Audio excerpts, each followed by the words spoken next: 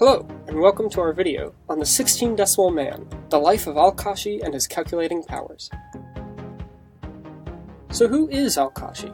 Al-Kashi is a prolific and accomplished 15th century scientist, working in Samarkand, one of the most important scientific centers in the East.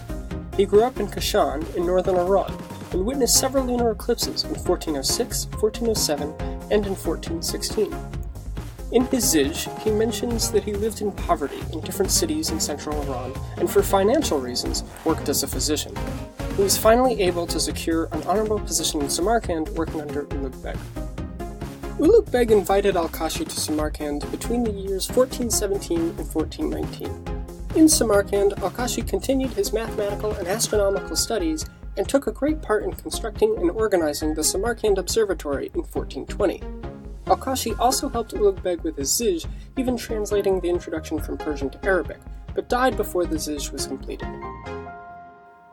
We don't know much about Al-Kashi's early life. There are two letters that Al-Kashi sent to his father from Samarkand in 1423, both describing his life during the time the observatory was being built. He wrote about Ulugh Beg's ability to perform difficult mental computations and included details about the construction of the observatory.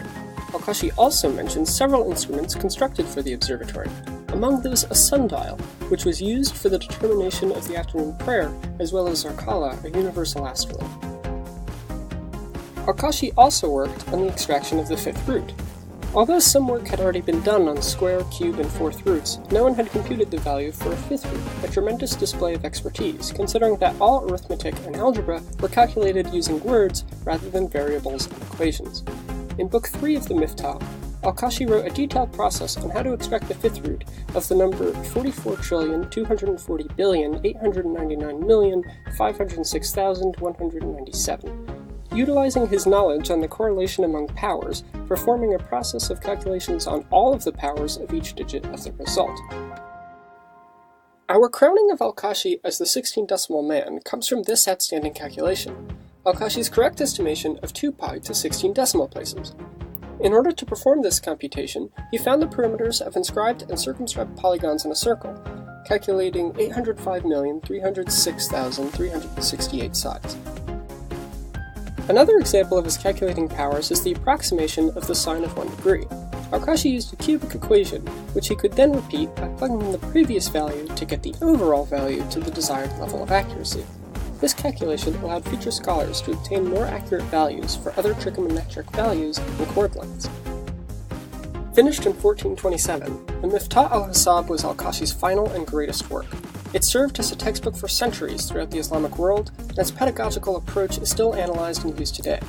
Indeed, it was used as a textbook up until the 18th century by the Ottoman Empire in the education of their judges. It was written to be easy to use and understand, and was used by carpenters, architects, astronomers, judges, and religious functionaries, such as timekeepers. In it, we can see an advanced understanding of arithmetic, algebra, decimal fractions, geometry, and even trigonometry. Ulugh Beg patronized Al-Kashi specifically to work on the massive observatory which was being built in Samarkand. It was 3 stories tall, and included the most advanced designs and calculations, done by Al-Kashi, of course. Though it no longer stands, the location was discovered in the early 20th century, and with what we know of its construction from other descriptions, it was clearly a genius enterprise.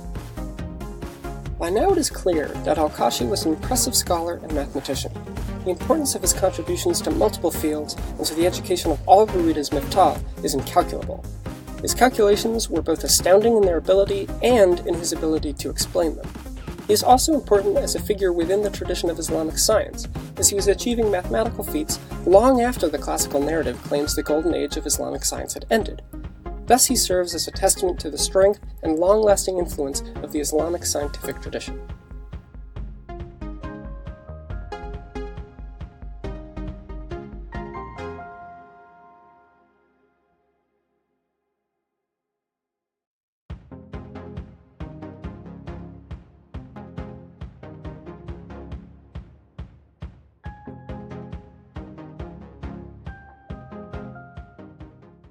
Created using Powtoon.